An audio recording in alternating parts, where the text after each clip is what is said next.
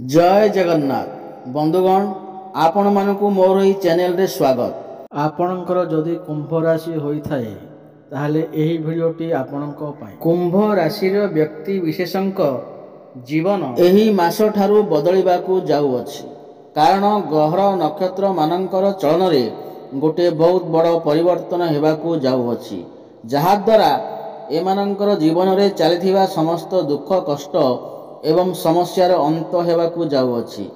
पुणी थरे खुशी फेरिबाकू जाउअछि। देखंतु बुध शुक्र एवं सूर्यंकर राशि परिवर्तन हेबाकू जाउअछि एवं बृहस्पति मध्य वक्री हेबाकू जाउछंती, जहा द्वारा आपणक जीवन रे किछि बड़ हेबाकू जाउअछि। आपणक जीवन रे चलिथिबा समस्त दुख कष्टर अंत हेबाकू जाउअछि। पुनर्बार आपणकर जीवन रे खुशी फेरिबाकू जाउअछि। तेबे आसंतु जानिबा एही मास ठारू आपणक जीवन रे कौन सबु बड़ परिवर्तन हेबार अछि। ता पूर्वरु जदि आपणकर भी कुंभ राशि होइथाए, आपण जदि माँ दुर्गांकु एवं जगन्नाथंकु सच्चा हृदय रे भक्ति करुथांती, विश्वास करथांती, तेबे एही वीडियोटी को लाइक करी कमेंट बॉक्स रे जय जगन्नाथ जय माँ दुर्गा अवश्य लिखि दियंतु। देखंतु पूर्वरु आपणकर स्वास्थ्य खराब रहुथिला, धन जनित समस्या देखा देउथिला, आपण ऋण नेउथिले किंतु ऋण सुझी पारु नथिले, ऋणर भार आपणक उपरे बढ़ी जाइथिला, गृह परिवार रे खुशीर वातावरण नथिला, शिक्षा क्षेत्र रे समस्या देखा देउथिला, आपणकर खर्च बढ़ी चलिथिला, समाज रे आपणकर मान सम्मान नथिला, आपणकु चाकरी प्राप्त होई पारु नथिला, संतान संतति पई आपण चिंतित थिले, प्रेम जीवन रे मध्य समस्या देखा देउथिला, व्यापार वाणिज्य रे मध्य लॉस हेउथिला। तेबे जहा भी समस्या आपणक जीवन रे चलिथिला ताहा एबे दूर हेबाकू जाउअछि। आपणक जीवन रे पुणी थरे खुशी फेरिबाकू जाउअछि। आपणक जीवन रे नूतन सूर्य हृदय हेबाकू जाउछंती। देखंतु शुक्रंकर राशि परिवर्तन हेउअछि। शुक्र जी कि धनर कारक ग्रह, शुक्र ग्रह को माँ लक्ष्मींकर स्वरूप माना जाय थाए। शुक्र ग्रह आपणकर द्वादश स्थिति रे थिले, किंतु वर्तमान शुक्र आपणकर लग्न भाव रे मालव्य नामक राजयोग निर्माण करुछंती एवं आपणकर धन स्थान को चलन करिवे। बुध सूर्य मध्य आपणक लग्न भाव को चलन करिवे एवं बृहस्पति मध्य वक्री हेबाकू जाउछंती, जहा फल रे आपणकर सप्तम भावर फल देबाकू जाउछंती। बंधुगण आपणकर लग्न भाव रे मालव्य नामक राजयोगर निर्माण होई अछि, जहा कि बहुत श्रेष्ठ एवं उत्तम माना जाय थाए। कालपुरुषर कुंडली रे मालव्य नामक राजयोगरु बहुत श्रेष्ठ विचार करा जाय थाए। एही समय रे आपणक संसारर समस्त सुख प्राप्ति हेबो। शुक्र हेउचंती भौतिक सुखर कारक ग्रह। आपणकु समस्त प्रकार भौतिक सुख प्राप्ति हेबो। एही समय रे आपणकर चेहरा रे निखार आसीबाकू लागिबो, आपण सुंदर देखिबाकू लागिबे। पूर्वरु जदि आपणकर किछि समस्या रहिथिला तेबे सेथिरे मध्य सुधार हेबाकू आसीबो एवं शुक्र हेउचंती धनर कारक ग्रह। आपणकु आकस्मिक धन मध्य प्राप्ति हेबो, प्रचुर धन मध्य प्राप्ति होई पारे। चारि दिगरु आपणकु लाभ ही लाभ प्राप्ति हेबो।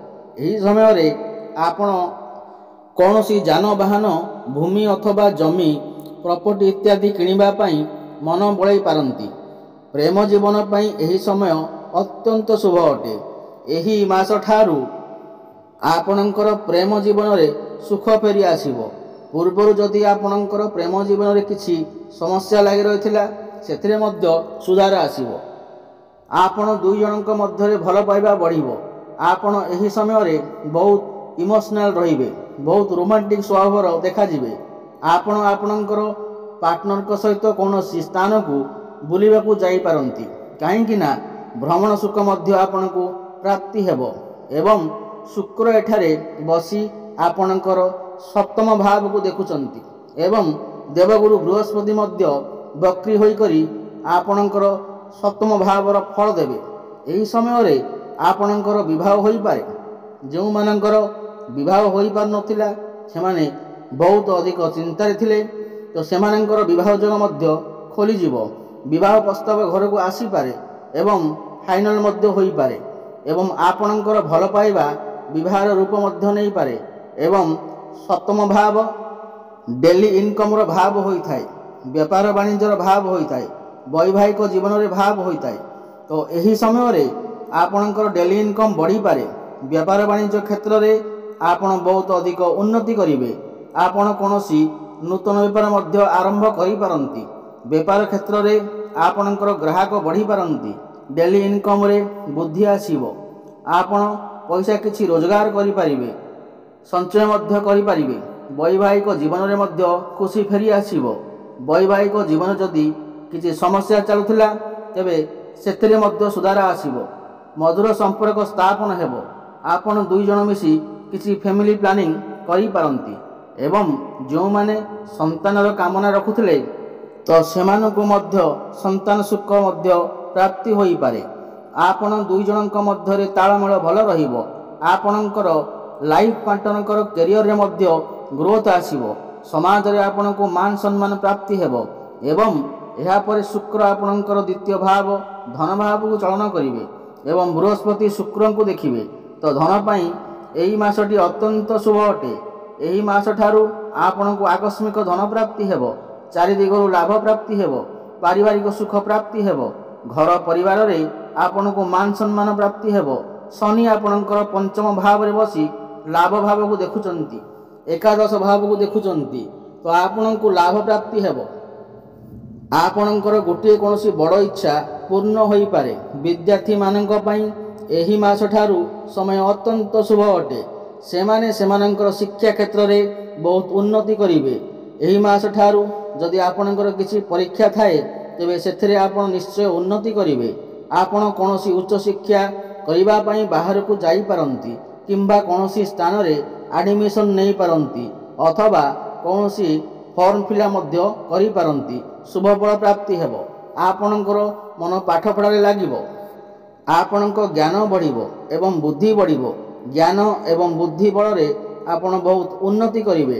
ଦେଖନ୍ତୁ, ମଙ୍ଗଳ ଆପଣଙ୍କ ଭାଗ୍ୟ ଭାବରେ ଅବସ୍ଥାନ କରିଛନ୍ତି ଏବଂ ଭାଗ୍ୟ ଭାବରେ ଅଧିପତି ବୁଧ ଆପଣଙ୍କ ଉଚ୍ଚ ସ୍ଥାନରେ ଅଛନ୍ତି। ଏହାପରେ ଆପଣଙ୍କ ଲଗ୍ନ ଭାବକୁ ଚଳନ କରିବେ। ଏହାପରେ ଆପଣଙ୍କ ଭାଗ୍ୟ ବହୁତ ଭଲ ରହିବ ଓ ଭାଗ୍ୟର ସାଥ ମିଳିବ ପ୍ରତ୍ୟେକ ଦିଗରୁ। କମ୍ ପରିଶ୍ରମରେ ଆପଣ ବହୁତ ଅଧିକ ସଫଳତା ମିଳିବ। ଭାଗ୍ୟ ବଳରେ ଏହି ସମୟରେ ଆପଣ ବଡ଼ ଇନଭେଷ୍ଟମେଣ୍ଟ କରିପାରନ୍ତି କିମ୍ବା କୌଣସି ବଡ଼ କାର୍ଯ୍ୟରେ ଆରମ୍ଭ କରିପାରନ୍ତି। ଆପଣଙ୍କ ମନ ଧର୍ମ ଆଡ଼କୁ ଅଗ୍ରସର ହୋଇପାରେ। ଆପଣ କୌଣସି ଧାର୍ମିକ ସ୍ଥାନକୁ ଯାତ୍ରା କରିପାରନ୍ତି। ସାମାଜିକ କଲ୍ୟାଣ କାର୍ଯ୍ୟରେ ଆପଣ ମନୋଯୋଗ ଦେବେ। କ୍ୟାରିୟର କ୍ଷେତ୍ରରେ ମଧ୍ୟ ଆପଣ ବହୁତ ଅଧିକା ଉନ୍ନତି କରିବେ, କାହିଁକି ନା ମଙ୍ଗଳ ଆପଣଙ୍କ କ୍ୟାରିୟର ଭାବକୁ ଚଳନ କରିବେ। କ୍ୟାରିୟର ଭାବରେ ଆପଣଙ୍କ ସାହସ ଓ ପରାକ୍ରମ ବଢ଼ିବ। ସାହସ ଓ ପରାକ୍ରମ ବଳରେ ଆପଣ ସବୁ କାମ ସୁରୁଖୁରୁରେ କରିପାରିବେ। ପ୍ରମୋସନ୍ ହେବାର ମଧ୍ୟ ଯୋଗ ବନୁଅଛି। ଯେଉଁମାନଙ୍କ ପାଖରେ କୌଣସି ଚାକିରି ବାକିରି ନାହିଁ ସେମାନଙ୍କୁ ନୂତନ ଚାକିରି ପ୍ରାପ୍ତି ହେବାର ସମ୍ଭାବନା ଅଛି। ଉପରିସ୍ଥ ଅଫିସରଙ୍କ ସପୋର୍ଟ ମଧ୍ୟ ଆପଣଙ୍କୁ ପ୍ରାପ୍ତି ହେବ। କର୍ମକ୍ଷେତ୍ରରେ ଆପଣ ଅଜବ ଶାନ୍ତିର ଅନୁଭବ କରିବେ, କିନ୍ତୁ କାହା ସହିତ ଆର୍ଗୁମେଣ୍ଟ କରନ୍ତୁ ନାହିଁ। କଥାର ସମାଧାନ ଶାନ୍ତି ଉପାୟରେ କରନ୍ତୁ, ନଚେତ୍ ଆପଣ ଅସୁବିଧାରେ ପଡ଼ିପାରନ୍ତି। ଆପଣ ନିଜ କର୍ମକୁ ନେଇ କୌଣସି ବାହାର ଜାଗାକୁ ଯାତ୍ରା କରିପାରନ୍ତି। ବିଦେଶ ଯିବାର ଯୋଗ ବନୁଅଛି। ବିଦେଶରେ ରହୁଥିବା କାର୍ଯ୍ୟରତ ଲୋକଙ୍କ ପାଇଁ ଏହି ମାସଠାରୁ ଅତ୍ୟନ୍ତ ଶୁଭ ଅଟେ। ସେମାନଙ୍କୁ ଲାଭ ପ୍ରାପ୍ତି ହେବ। ଭାଇ ଭଉଣୀଙ୍କ ସପୋର୍ଟ ଆପଣଙ୍କୁ ଲାଭ ହେବ। କୋର୍ଟ କଚେରୀରେ ଚାଲିଥିବା ମାମଲା ଆପଣଙ୍କ ସପକ୍ଷରେ ଯାଇପାରେ। ଆପଣ ଏହି ସମୟରେ ଯଦି ଋଣ ନେବାକୁ ଚାହୁଁଛନ୍ତି ତାହେଲେ ନେଇପାରିବେ। ଏଥିରେ କୌଣସି ଅସୁବିଧା ନାହିଁ। ଆପଣଙ୍କ ମାଙ୍କ ସ୍ୱାସ୍ଥ୍ୟରେ ପରିବର୍ତ୍ତନ ଆସିପାରେ। ମାଙ୍କର ସ୍ୱାସ୍ଥ୍ୟରେ ସୁଧାର ଆସିବ। ମାଙ୍କ ସହିତ ଆପଣଙ୍କ ସମ୍ପର୍କ ବହୁତ ଭଲ ରହିବ। ପିତାଙ୍କ ସ୍ୱାସ୍ଥ୍ୟରେ ଯଦି କିଛି ଅସୁବିଧା ଥିଲା ସେଥିରେ ମଧ୍ୟ ଅନେକ ମାତ୍ରାରେ ସୁଧାର ଆସିବ। ବନ୍ଧୁଗଣ, ଏହି ମାସଠାରୁ ଆପଣ ସମସ୍ତ କ୍ଷେତ୍ରରେ ଉନ୍ନତି କରିବାକୁ ଯାଉଛନ୍ତି। ତାହା ପ୍ରେମ କ୍ଷେତ୍ରରେ ହେଉ, ବୈବାହିକ କ୍ଷେତ୍ରରେ ହେଉ, ସ୍ୱାସ୍ଥ୍ୟ କ୍ଷେତ୍ରରେ ହେଉ, ଭାଗ୍ୟ କ୍ଷେତ୍ରରେ ହେଉ, ବେପାର ବାଣିଜ୍ୟ କ୍ଷେତ୍ରରେ ହେଉ, ସମସ୍ତ କ୍ଷେତ୍ରରେ ଆପଣ ଶୁଭଫଳ ପ୍ରାପ୍ତି କରିବେ। ଅଧିକ ଶୁଭଫଳ ପ୍ରାପ୍ତି କରିବା ପାଇଁ ମା ମହାଲକ୍ଷ୍ମୀଙ୍କ ଆରାଧନା କରନ୍ତୁ। ମା ମହାଲକ୍ଷ୍ମୀଙ୍କୁ ପଦ୍ମଫୁଲ ଅର୍ପଣ କରନ୍ତୁ ଏବଂ ସୂର୍ଯ୍ୟଦେବଙ୍କୁ ପ୍ରତ୍ୟେକ ଦିନ ଜଳ ଅର୍ପଣ କରନ୍ତୁ। ପ୍ରତ୍ୟେକ ଦିନ ହନୁମାନ ଚାଳିଶା ପାଠ କରନ୍ତୁ। ଆପଣଙ୍କୁ ଶୁଭଫଳ ପ୍ରାପ୍ତି ହେବ।